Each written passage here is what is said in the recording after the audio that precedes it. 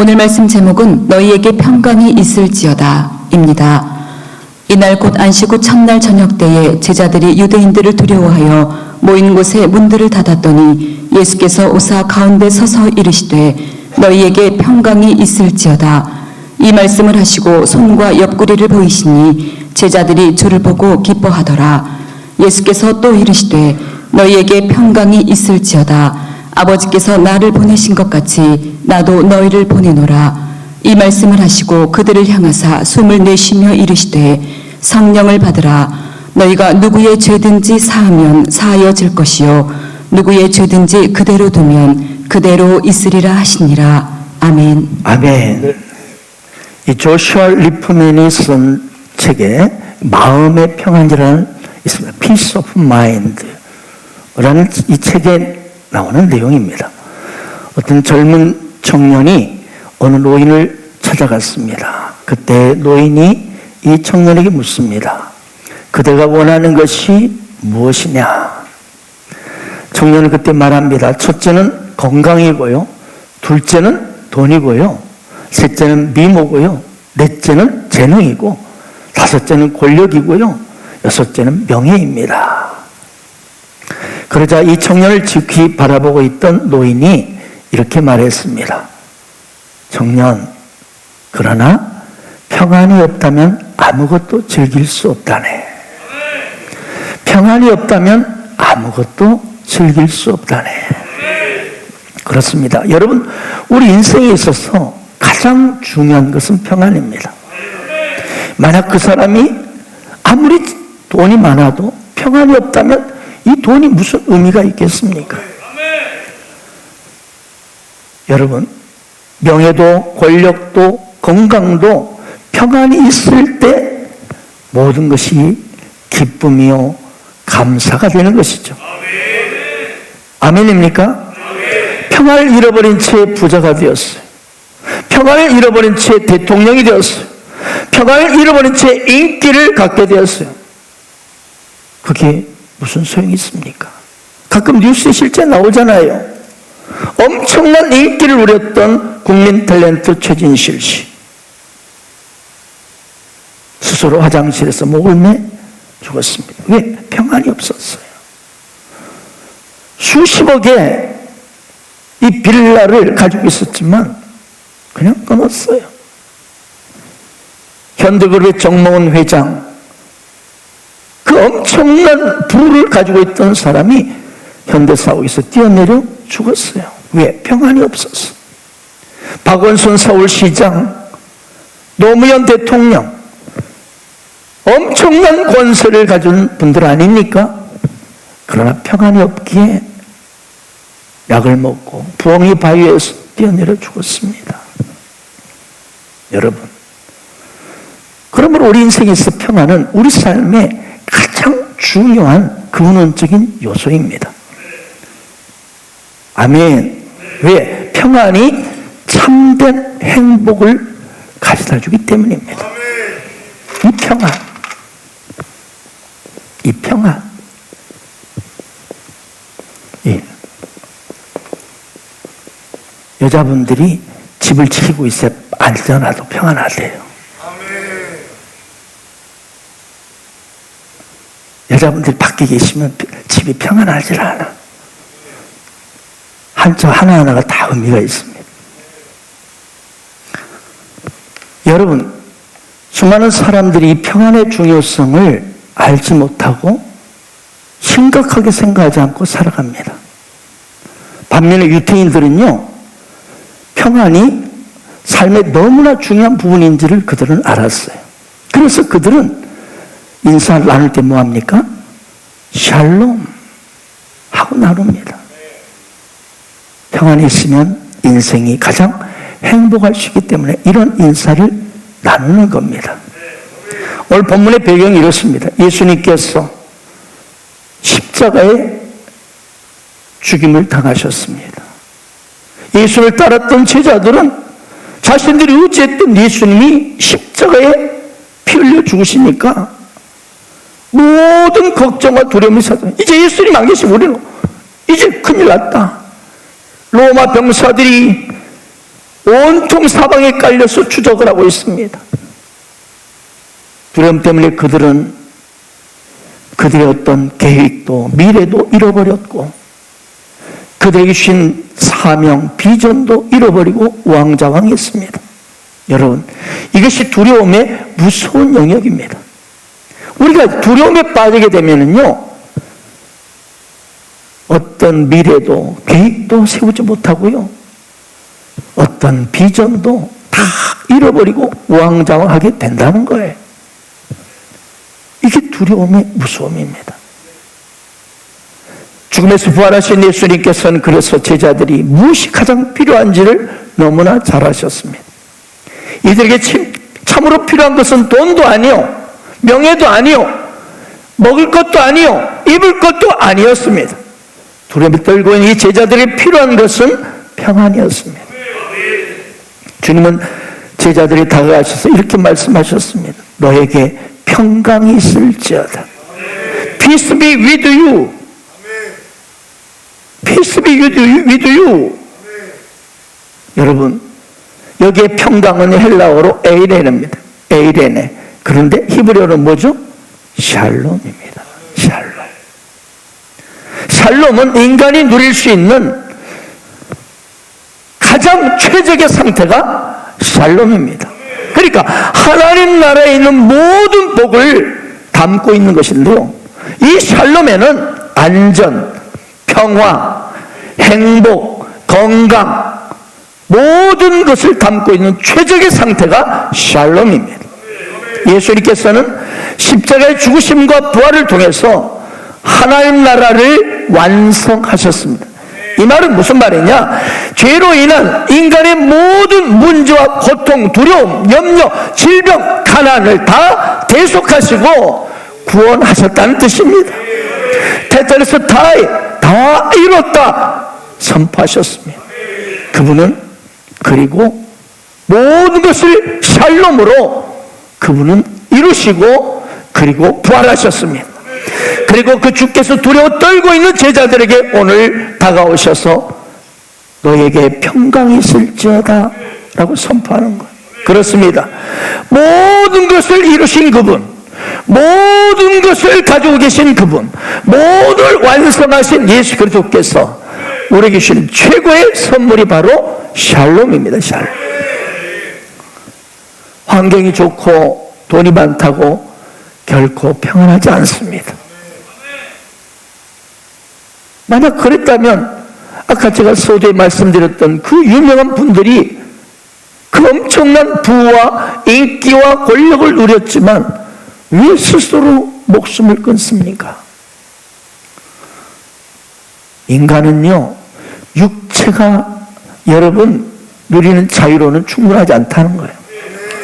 육체가 누리는 자유를, 이 육체가 누리는 자유, 이거를 편안이라고 한다면 영혼이 누리는 자유가 평강입니다.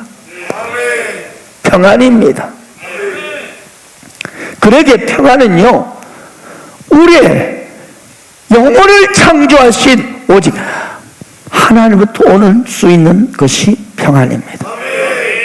사람이 아무리 좋은 환경 속에 살아도요, 아무리 그가 여러 가지 조건을 갖추고 있어도요, 평안이 없다면 육체는 편안할 수 있어요. 하지만 영혼은 결코 평안하지 못합니다.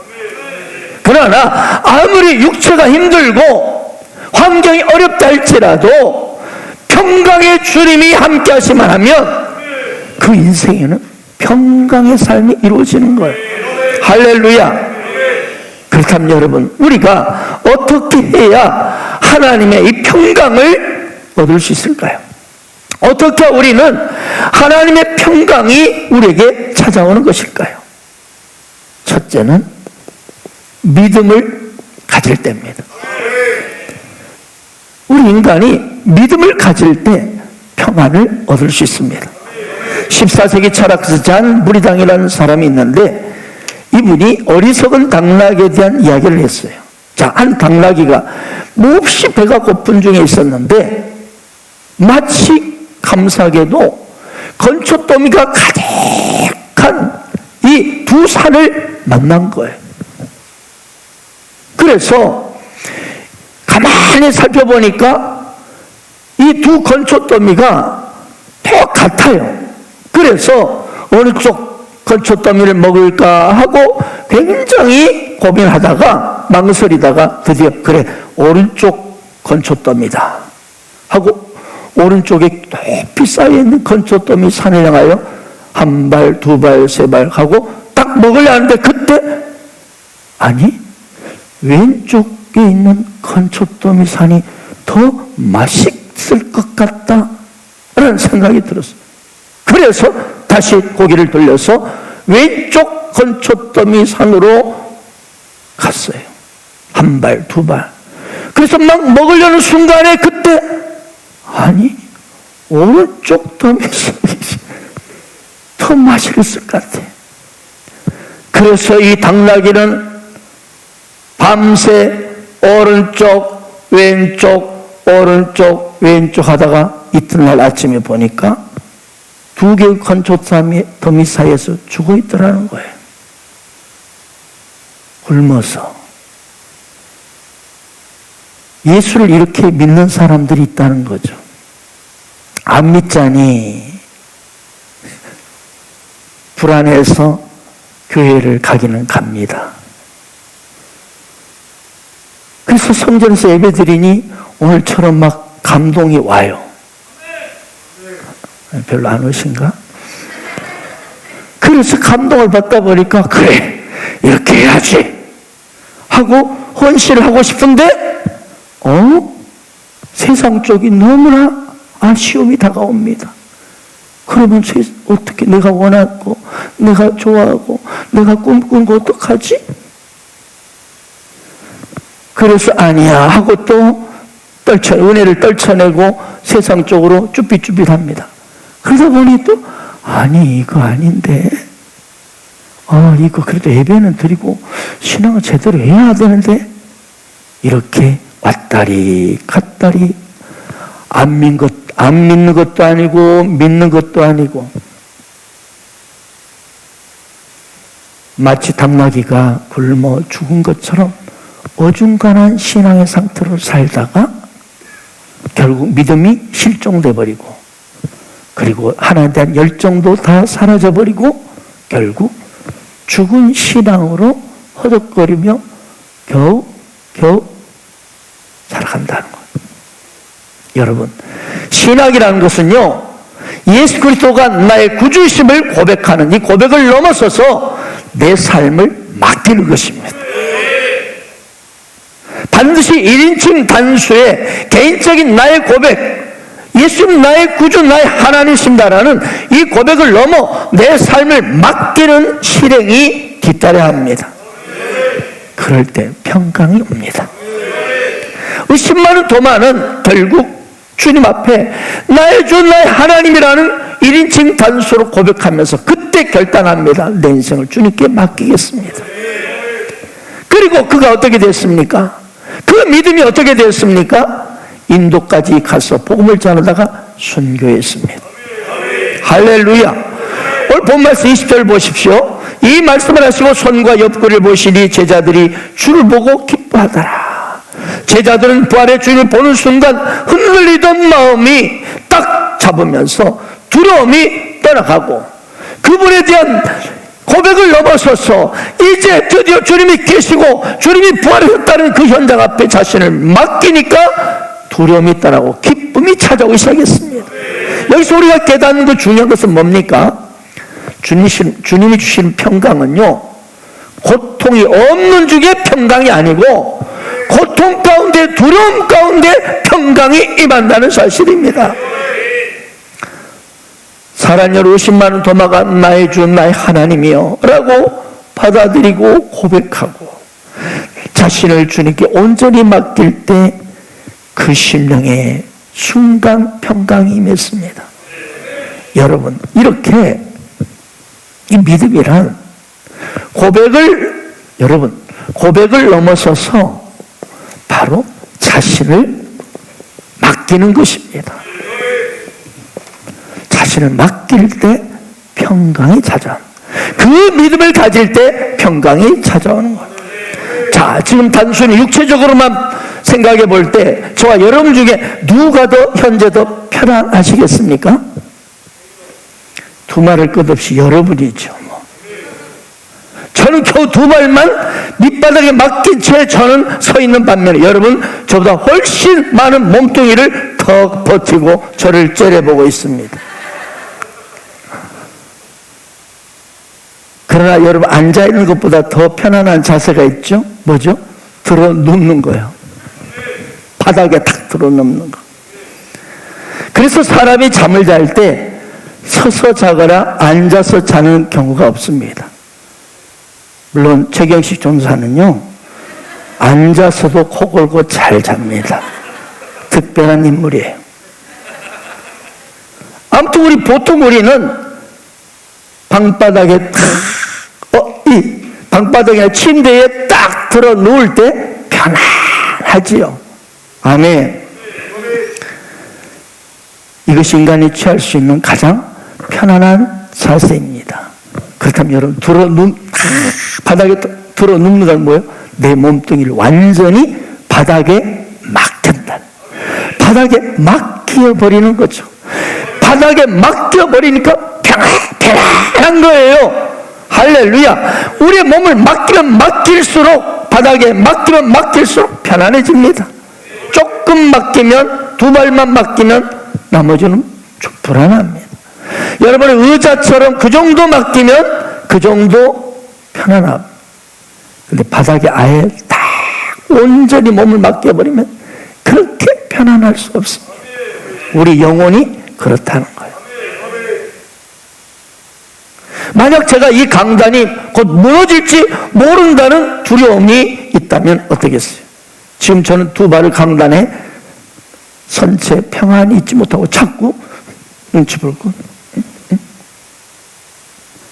여러분이 지금 의자가 곧 쓰러질 것 같은 그런 강박관념에 있는 가운데 앉아있다면 결코 평안하지 못할 거예요. 나사가 풀려가지고 꼭 넘을 것 같다. 누가 한 사람이 과거에 한번 넘어졌으니 자꾸 나사를 돌아옵니다. 이처럼 의지하는 것에 대한 믿음이 없다면 평안은 결코 얻을 수 없습니다. 하나님과 우리 관계도 마찬가지입니다. 하나님께 맡길수록 그만큼 평안을 더 얻습니다. 그러나 적게 맡기면 그만큼 여러분 더 많은 괴로움과 고통의 영역은 여러분이 겪어야 합니다. 아멘. 그렇습니다. 오직 하나님께 내 자신의 인생을 내 모든 것을 온전히 맡긴 사람만이 온전한 평강을 누릴 수 있습니다. 여러분 하나님께 온전히 여러분의 인생을 자신을 맡겨보세요. 이것이 믿음이 되기를 바라고 이 믿음을 가질 때 평강이 찾아올 것입니다. 아멘 아멘. 여행을 하다 보면 호텔방 옷장 안에 조그만 금고가 놓이는 걸 보게 될 거예요. 우리 윤순남 집사님도 여행을 할 때 그랬죠. 그런 거 호텔에 조그만 금고 같은 게 있어요. 귀중한 것은 그 속에 넣어둬야 둡니다. 그런데 그 밑에 또 이게 적혀져 있어요. 경고문이 적혀 있어요. 뭐냐? 더 귀중한 것은 호텔 프런트에 있는 금고에 맡기십시오. 호텔 프런트에 맡기지 않는 물품에 대해서는 분실 시 책임지지 않습니다. 맡긴 것만 책임집니다.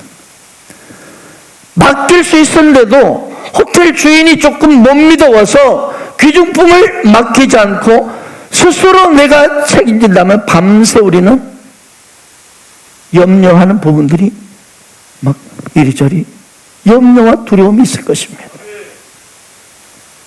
이런 모습이 우리일 때가 많다는 거죠. 우리 역시 이 세상에 잠시 투숙하고 있는 여행객들입니다.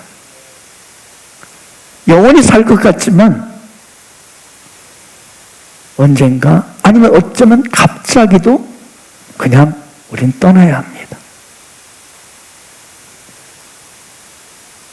그렇다면 우리는 이 땅에 사는 동안에 우리 인생의 선한 목자 되시는 주님, 내 인생의 진정 주라고 고백한 우리 주님께 모든 걸 맡기시기 바랍니다. 주여라고 입술만 고백하지 말고 진짜 나의 주인이므로 나의 선한 목자이심을 그분께 맡기시기 바랍니다. 우리 자신이 고민하고 부모 그 문제를 끌어안고 염려한다고 여러분 평강이 가져올 수 있습니까? 주님 말씀하셨죠. 너희 중에 누가 염려함으로 그 길 한 자라도 더할 수 있겠느냐. 오로지 우리 인생의 선한 목자 되신 그분, 그 하나님을 믿는 믿음만이 평강이 찾아옴을 알아야 합니다. 그렇습니다. 평강은 오직 맡기는 믿음을 통해서 옵니다. 주를 향해 여러분 자신을 맡기는 그 믿음을 가짐으로 여러분 삶의 두려움이 떠나고 평강이 찾아오게 될 것입니다. 둘째로 평강은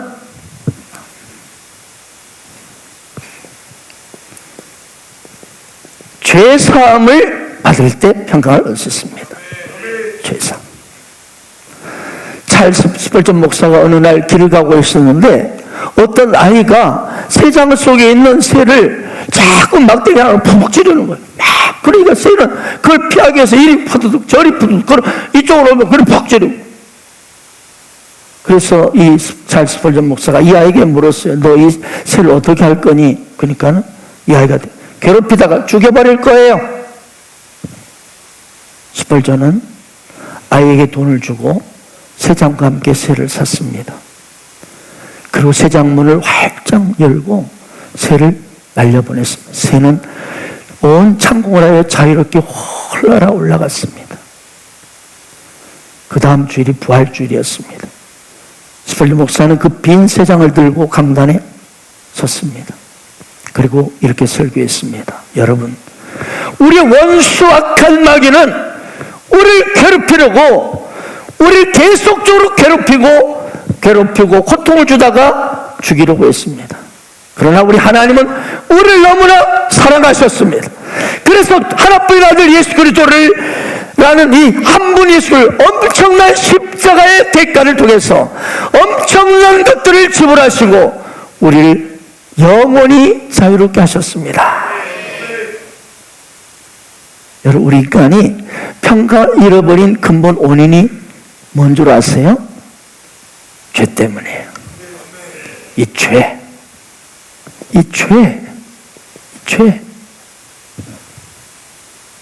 한자 무섭게 생겼죠? 죄.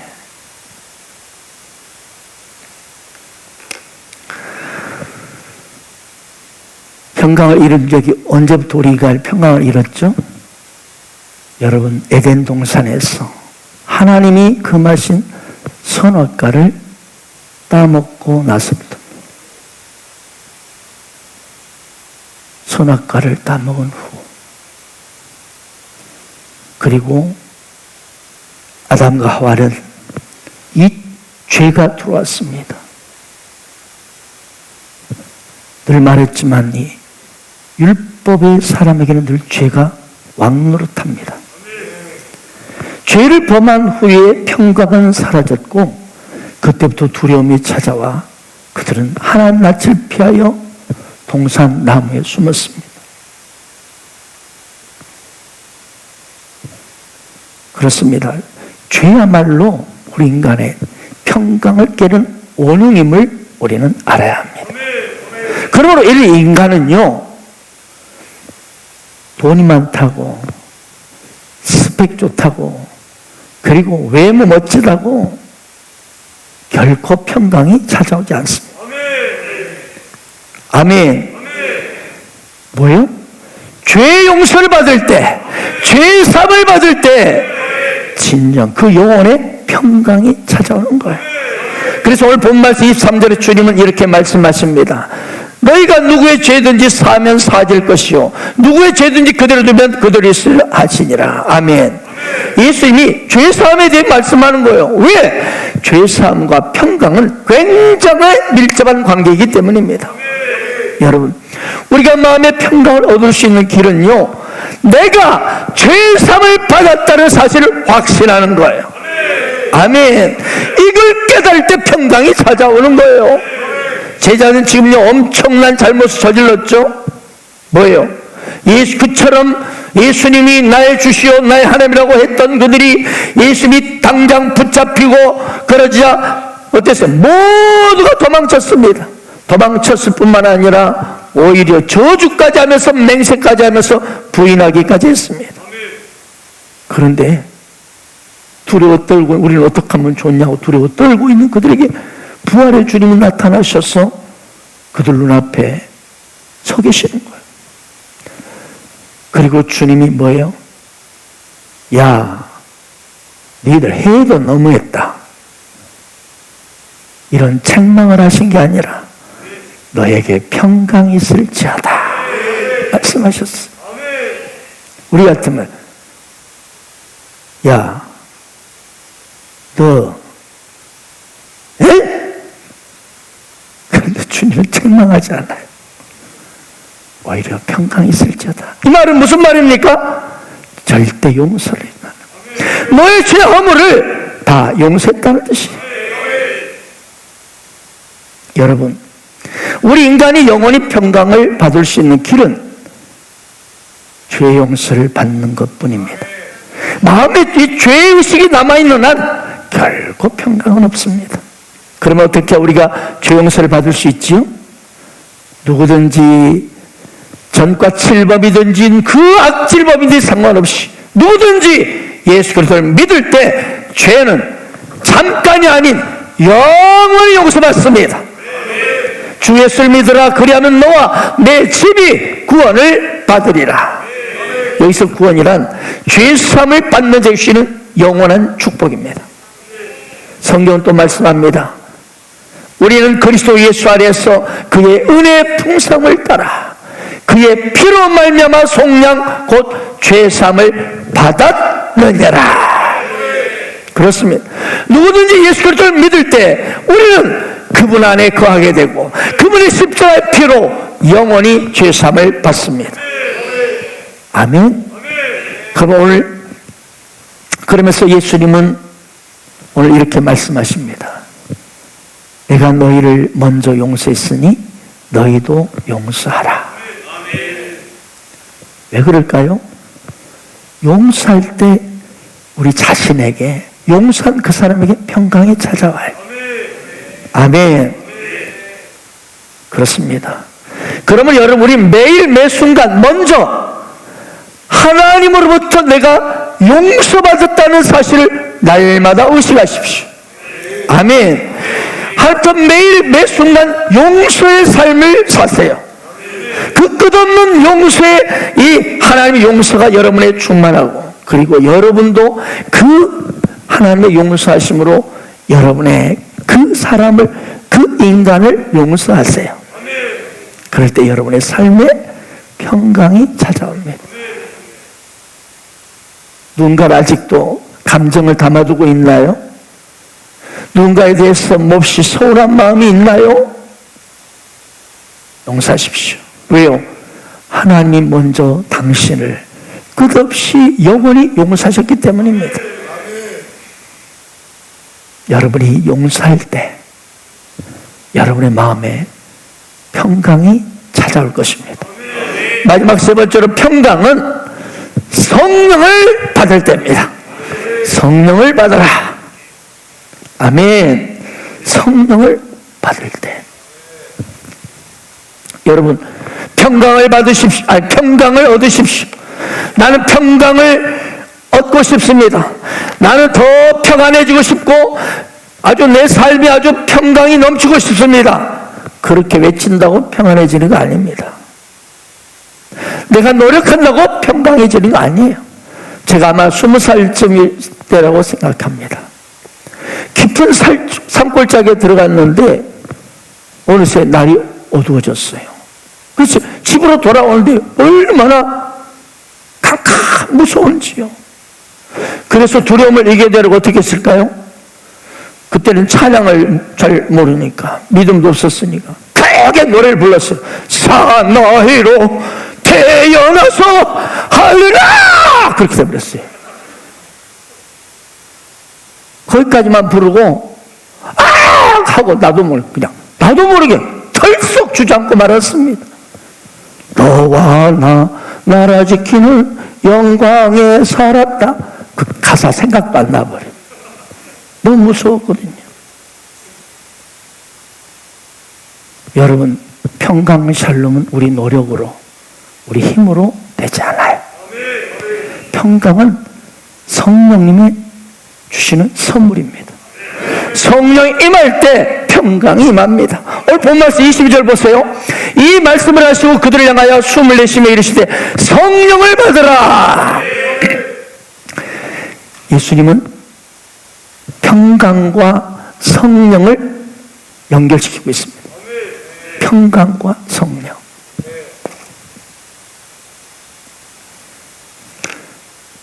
그렇습니다. 성령을 받으면 평강이 찾아옵니다.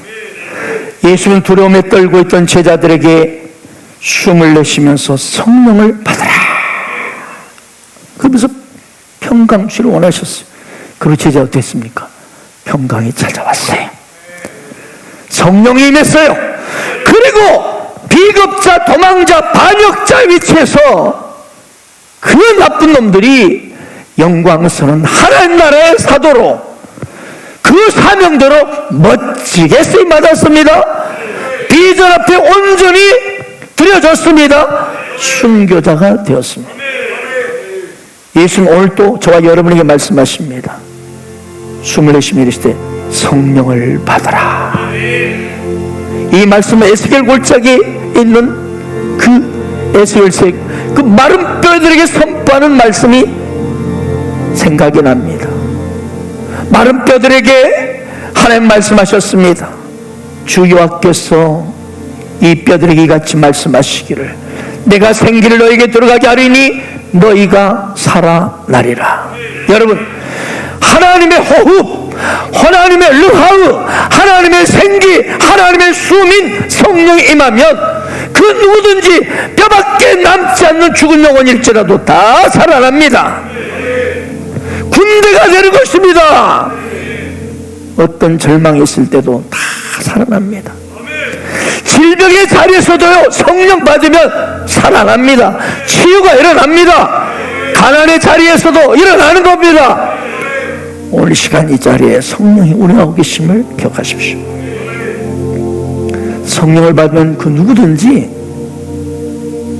제자가 될 수 있습니다. 나는 저 리더처럼 저 정도는 나는 못할 것 같아요. 당신도 성령 받으면 얼마든지 할 수 있습니다. 특별한 사람만 받는 게 아니에요. 누구든지 성령을 받으면 아프리카 오지로 저 섬으로 그냥 복음 들고 가는 것입니다. 그러나 성령, 하나님의 생기, 하나님의 호흡인, 하나님의 숨인 성령을 받지 못하면 이 세상에 아무리 대단한 사람이 된다 할지라도, 아무리 그가 많은 소유와 많은 스펙을 쌓고 있다 할지라도 그 인생은 헛바람만 일으키는 인생이 될 뿐입니다. 여러분, 성령님은 곧 하나님이십니다. 하나님은 우리 인간의 생명의 근원이십니다. 성령을 받는 자마다 하나님의 호흡, 하나님의 생기, 하나님의 숨, 하나님의 생명이 임합니다. 예수님이 죽었다가 살아나실 때 어떻게 그렇게 될 수 있었어요? 성령의 영, 하나님의 생명이 부활시켰던 거예요. 여러분 안에도 성령님 곧 하나님의 생명이 들어가게 되면 죽었던 사람 다 살아납니다. 오늘 또 방황하는 영혼, 지쳐가는 영혼, 인생의 수많은 문제 속에서 힘들어하고 고통과 두려움의 골짜기에서 완전히 뼈처럼 말라빠진 그 영혼도 성령 임하시만 하면, 하나님의 생기가 임하기만 하면 거듭나고 부활될 줄 믿습니다. 여호와의 군대가 될 줄 믿습니다. 그래서 부활하신 예수님은 제자들에게 성령을 받아라. 이미 제자들은 예수를 믿고 있었어요. 우리 예수를 믿을 때 성령이 임하십니다. 그런데 또 성령을 받으라 말하라.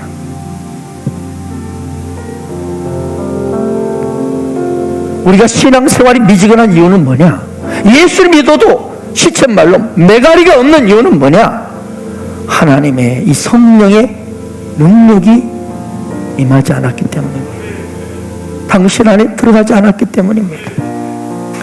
예수님이 부활하셔서 승천하기 직전에 말씀한 너희들 예수님 떠나지 말고 아버지 약속인 성령을 받아라. 저는 오늘 여러분이 성령님에 대해서 사모함이 넘치고 성령의 위로부터 옷 입혀지기를 축원합니다. 오늘날 너무나 많은 크리스찬이 무력하게 살아가고 있습니다. 세상의 수많은 문제 속에서 이게 도대체 집사인지 잡사인지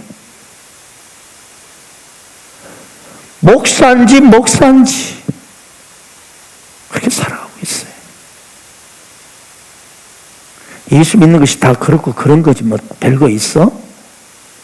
그렇게 푸념하면서 적당히 변명하면서 현실 문제에 끌려다니며 살아갑니다. 혹시 여러분 중에 신앙생활이 지루하고 심심하십니까? 재미가 없다고 느끼십니까? 성령을 받으십시오. 성령 받으면요, 위로부터 성령을 받으면요, 우리 신앙생활이 지루하거나 심심하지 않습니다. 감사와 감격이 넘치고 확신이 넘치고 담대함이 새기고 열정이 솟아오르는 겁니다. 그 차이뿐이에요. 이 세상에 닥쳐오는 어떤 고난도 위기도 문제도 여러분 심지어 어떤 죽음마저도 이겨낼 수 있는 능력과 권능이 성령님에게 있습니다. 이처럼 성령을 받게 되면요 하늘의 놀라운 평강과 기쁨이 찾아오는 것입니다. 예전에 어려운 일 많았었고 괴로움도 컸었습니다. 지금의 나의 마음 속에는 기쁨이 넘치네 당신도 오시오 예수님 품으로 그 모습 그대로 새로운 인생 길로